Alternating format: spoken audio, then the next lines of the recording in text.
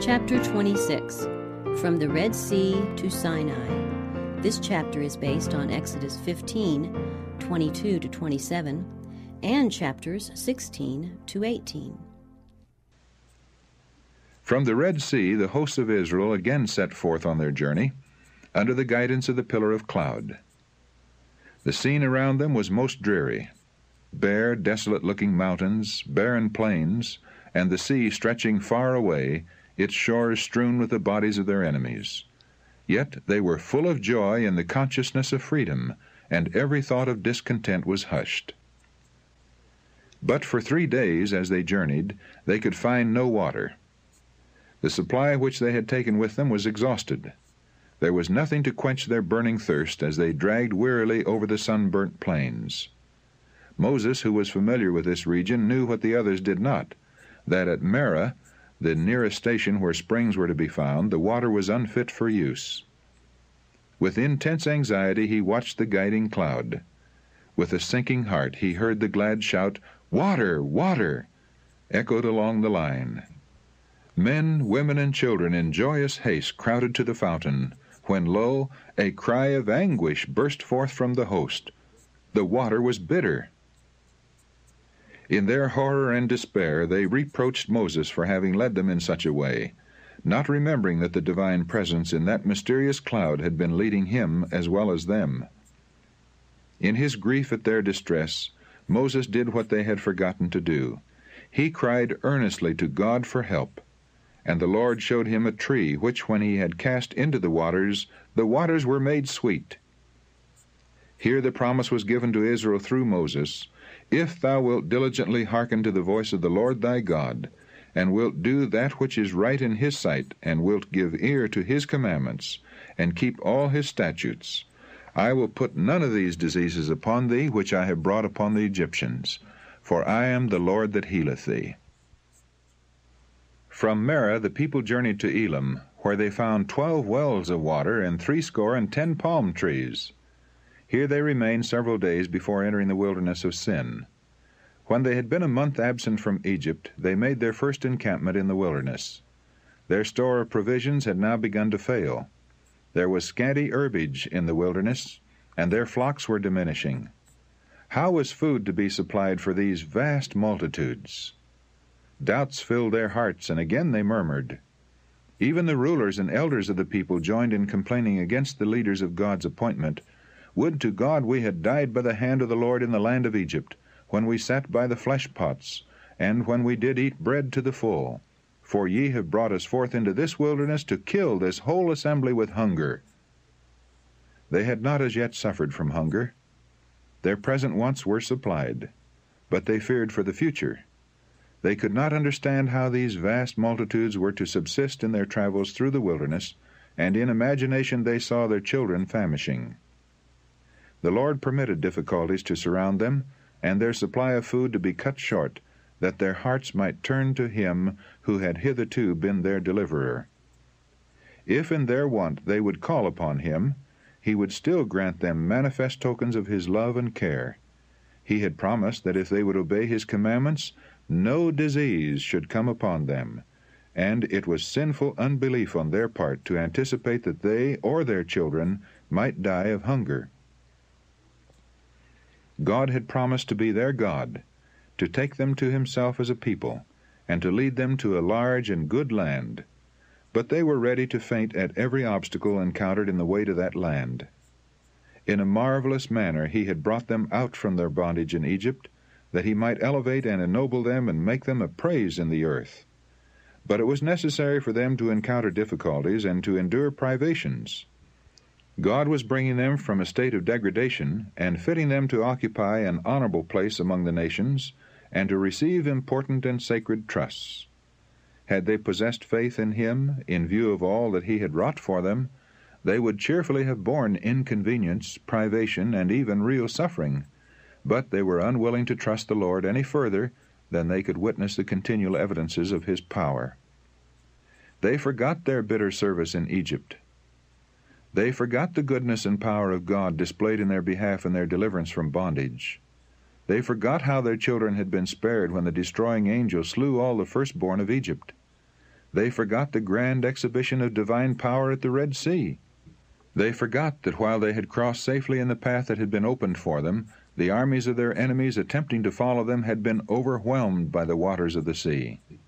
They saw and felt only their present inconveniences and trials, and instead of saying, "God has done great things for us, whereas we were slaves, He is making of us a great nation," they talked of the hardness of the way, and wondered when their weary pilgrimage would end. The history of the wilderness life of Israel was chronicled for the benefit of the Israel of God to the close of time. The record of God's dealings with the wanderers of the desert in all their marchings to and fro, in their exposure to hunger, thirst, and weariness, and in the striking manifestations of His power for their relief, is fraught with warning and instruction for His people in all ages. The varied experience of the Hebrews was a school of preparation for their promised home in Canaan. God would have His people in these days review with a humble heart and teachable spirit the trials through which ancient Israel passed, that they may be instructed in their preparation for the heavenly Canaan. Many look back to the Israelites and marvel at their unbelief and murmuring, feeling that they themselves would not have been so ungrateful. But when their faith is tested, even by little trials, they manifest no more faith or patience than did ancient Israel. When brought into straight places, they murmur at the process by which God has chosen to purify them.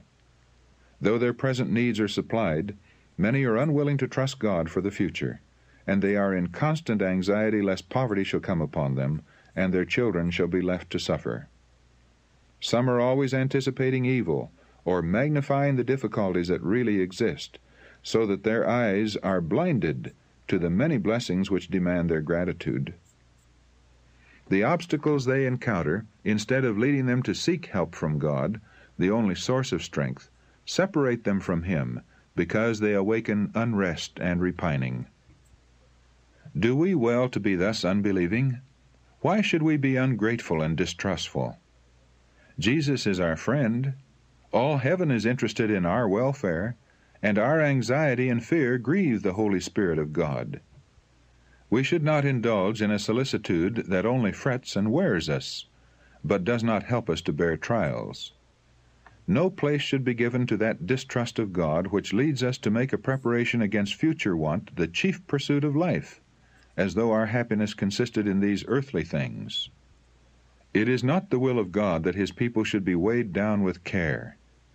But our Lord does not tell us that there are no dangers in our path. He does not propose to take His people out of the world of sin and evil, but He points us to a never-failing refuge. He invites the weary and care-laden, "Come unto me, all ye that labor and are heavy laden, and I will give you rest." Lay off the yoke of anxiety and worldly care that you have placed on your own neck, and take my yoke upon you, and learn of me, for I am meek and lowly in heart, and ye shall find rest unto your souls. Matthew chapter 11, verses 28 and 29. We may find rest and peace in God, casting all our care upon Him, for He careth for us.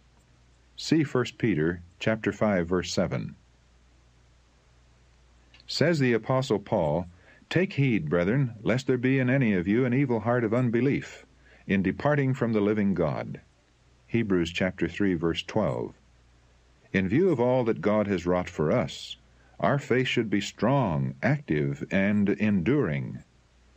Instead of murmuring and complaining, the language of our hearts should be, "Bless the Lord, O my soul, and all that is within me, bless His holy name. Bless the Lord, O my soul, and forget not all His benefits." Psalm 103, verses 1 and 2. God was not unmindful of the wants of Israel. He said to their leader, "I will rain bread from heaven for you."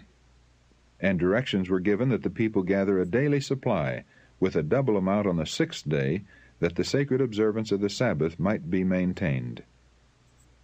Moses assured the congregation that their wants were to be supplied. "The Lord shall give you in the evening flesh to eat, and in the morning bread to the full." And he added, "What are we? Your murmurings are not against us, but against the Lord." He further bade Aaron say to them, Come near before the Lord, for he hath heard your murmurings. While Aaron was speaking, they looked toward the wilderness, and behold, the glory of the Lord appeared in the cloud. A splendor such as they had never witnessed symbolized the divine presence. Through manifestations addressed to their senses, they were to obtain a knowledge of God. They must be taught that the Most High, and not merely the man Moses, was their leader, that they might fear his name and obey his voice. At nightfall, the camp was surrounded by vast flocks of quails, enough to supply the entire company. In the morning there lay upon the surface of the ground a small round thing, as small as the hoarfrost. It was like coriander seed, white. The people called it manna. Moses said, This is the bread which the Lord hath given you to eat. The people gathered the manna, and found that there was an abundant supply for all. They ground it in mills, or beat it in a mortar, and baked it in pans, and made cakes of it.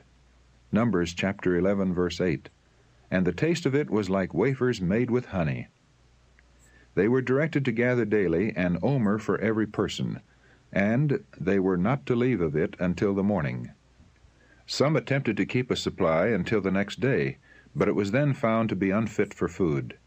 The provision for the day must be gathered in the morning, for all that remained upon the ground was melted by the sun.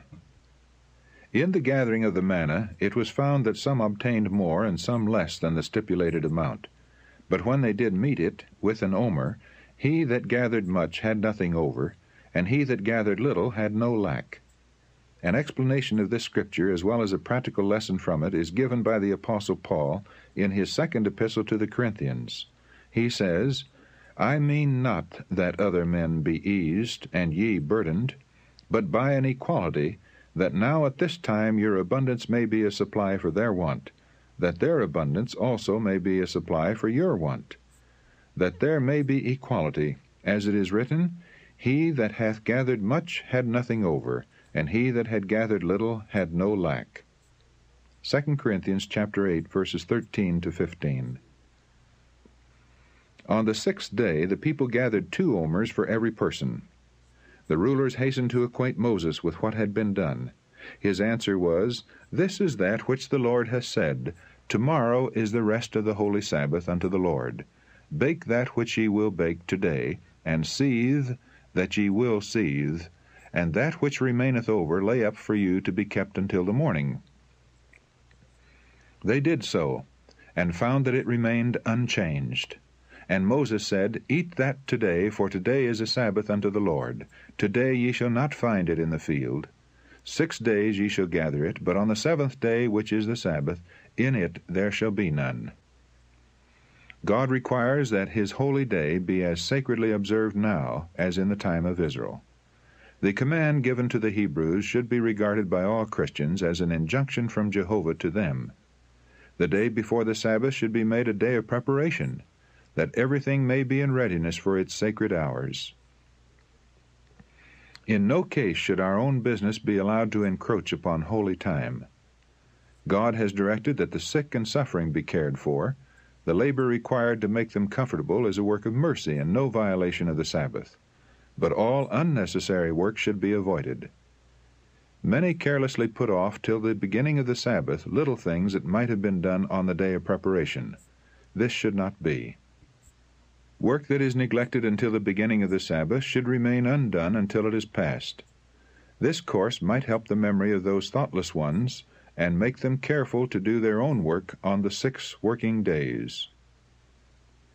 Every week during their long sojourn in the wilderness, the Israelites witnessed a 3-fold miracle, designed to impress their minds with the sacredness of the Sabbath.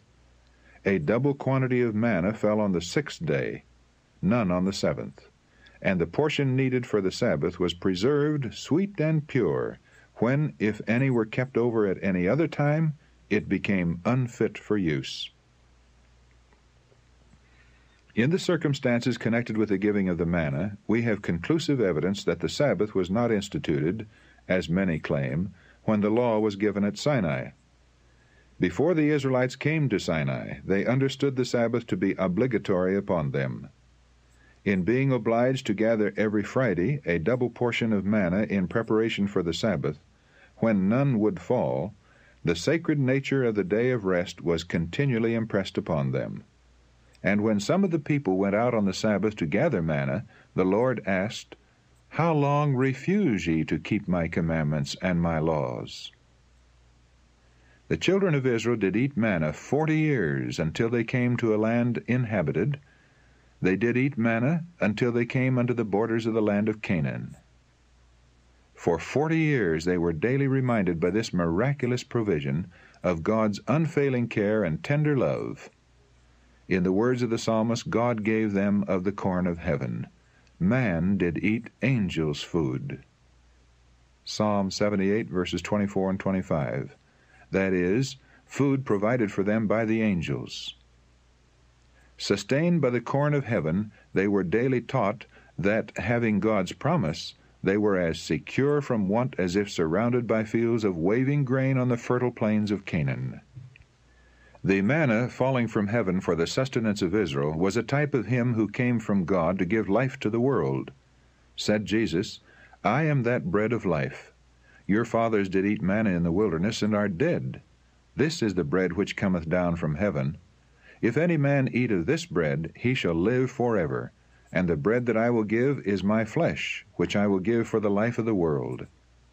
John chapter 6, verses 48 to 51.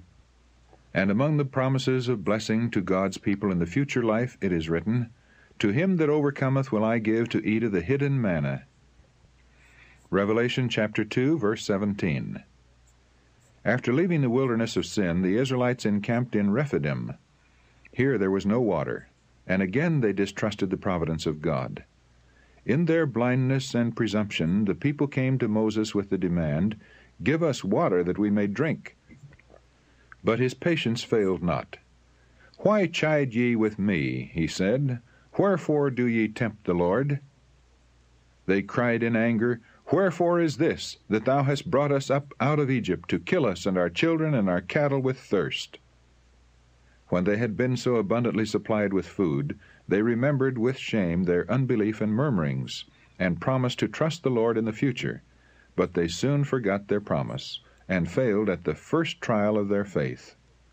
The pillar of cloud that was leading them seemed to veil a fearful mystery. And Moses, who was he? They questioned, and what could be his object in bringing them from Egypt? Suspicion and distrust filled their hearts, and they boldly accused him of designing to kill them and their children by privations and hardships, that he might enrich himself with their possessions.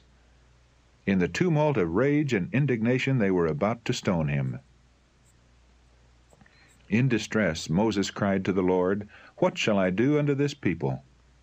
He was directed to take the elders of Israel and the rod wherewith he had wrought wonders in Egypt, and to go on before the people.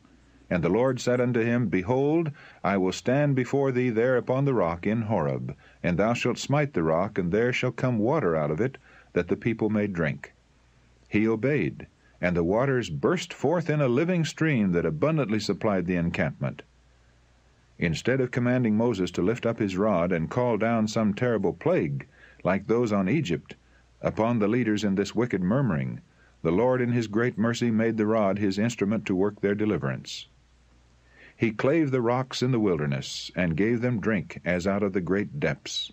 He brought streams also out of the rock, and caused waters to run down like rivers. Psalm 78, verses 15 and 16. Moses smote the rock, but it was the Son of God who, veiled in the cloudy pillar, stood beside Moses and caused the life-giving water to flow. Not only Moses and the elders, but all the congregation who stood at a distance, beheld the glory of the Lord. But had the cloud been removed, they would have been slain by the terrible brightness of him who abode therein. In their thirst the people had tempted God, saying, Is the Lord among us or not? If God has brought us here, why does he not give us water as well as bread?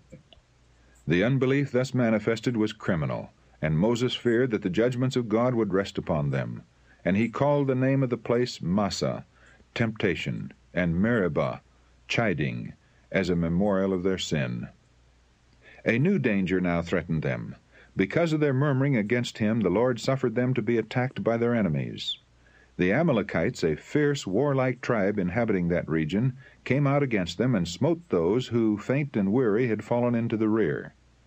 Moses, knowing that the masses of the people were unprepared for battle, directed Joshua to choose from the different tribes a body of soldiers, and lead them on the morrow against the enemy, while he himself would stand on an eminence near by with the rod of God in his hand. Accordingly, the next day Joshua and his company attacked the foe, while Moses and Aaron and Hur were stationed on a hill overlooking the battlefield. With arms outstretched toward heaven, and holding the rod of God in his right hand, Moses prayed for the success of the armies of Israel. As the battle progressed, it was observed that so long as his hands were reaching upward, Israel prevailed, but when they were lowered, the enemy was victorious.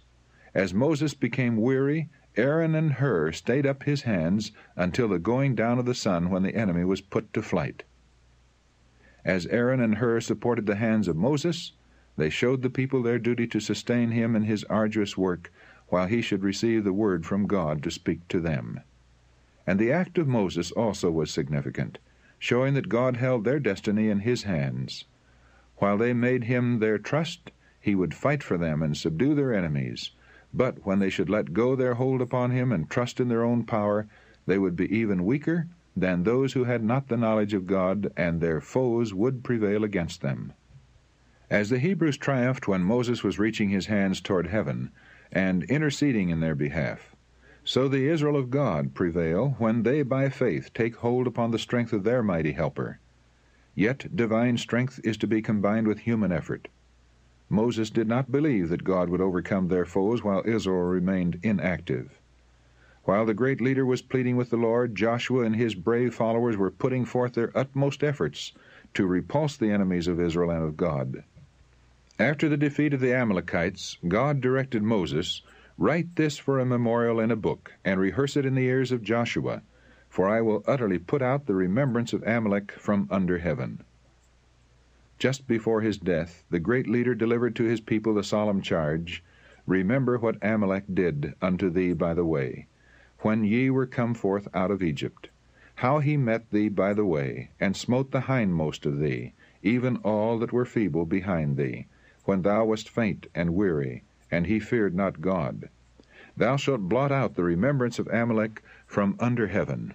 Thou shalt not forget it." Deuteronomy chapter 25, verses 17 to 19.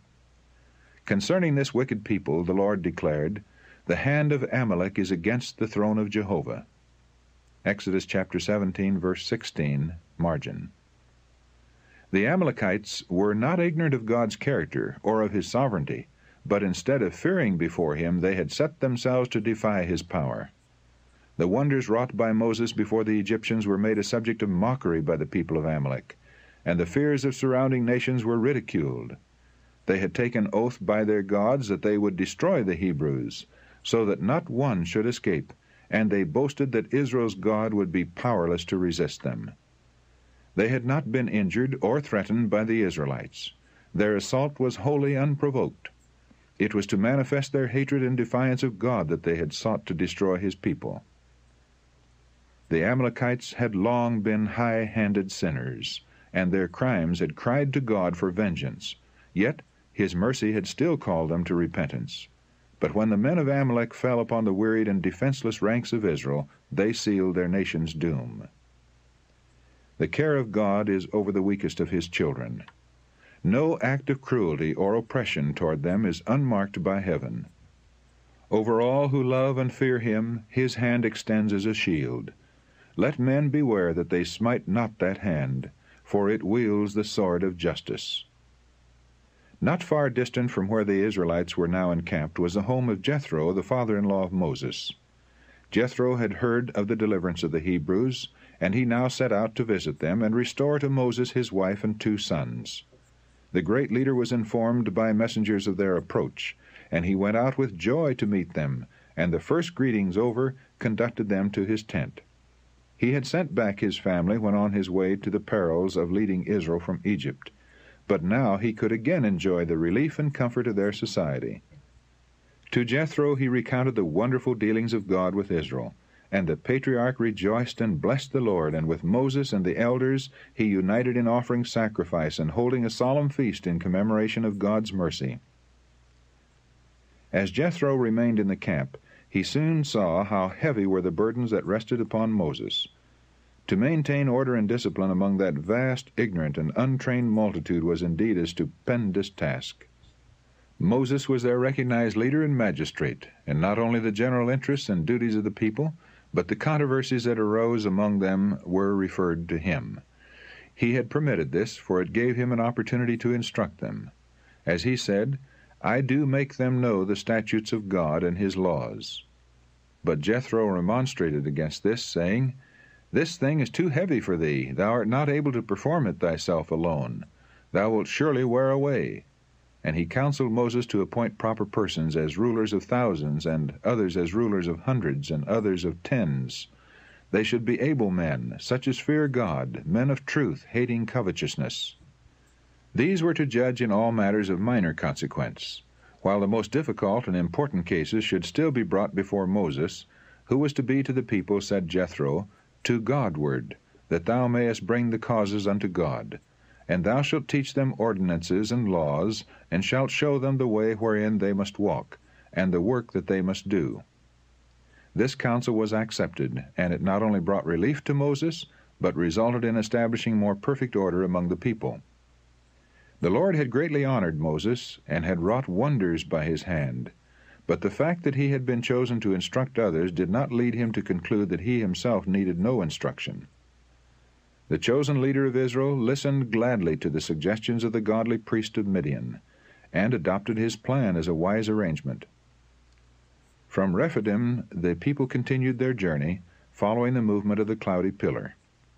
Their route had led across barren plains, over steep ascents, and through rocky defiles. Often as they had traversed the sandy wastes, they had seen before them rugged mountains like huge bulwarks piled up directly across their course, and seeming to forbid all further progress. But as they approached, openings here and there appeared in the mountain wall, and beyond, another plain opened to view. Through one of the deep gravelly passes they were now led. It was a grand and impressive scene. Between the rocky cliffs, rising hundreds of feet on either side, flowed in a living tide, far as the eye could reach, the hosts of Israel with their flocks and herds. And now before them in solemn majesty Mount Sinai lifted its massive front. The cloudy pillar rested upon its summit, and the people spread their tents upon the plain beneath. Here was to be their home for nearly a year. At night the pillar of fire assured them of the divine protection, and while they were locked in slumber the bread of heaven fell gently upon the encampment. The dawn gilded the dark ridges of the mountains, and the sun's golden rays pierced the deep gorges, seeming to these weary travelers like beams of mercy from the throne of God. On every hand vast rugged heights seemed in their solitary grandeur to speak of eternal endurance and majesty. Here the mind was impressed with solemnity and awe. Man was made to feel his ignorance and weakness in the presence of him who weighed the mountains in scales and the hills in a balance. Isaiah chapter 40, verse 12. Here Israel was to receive the most wonderful revelation ever made by God to man. Here the Lord had gathered his people, that he might impress upon them the sacredness of his requirements, by declaring with his own voice his holy law.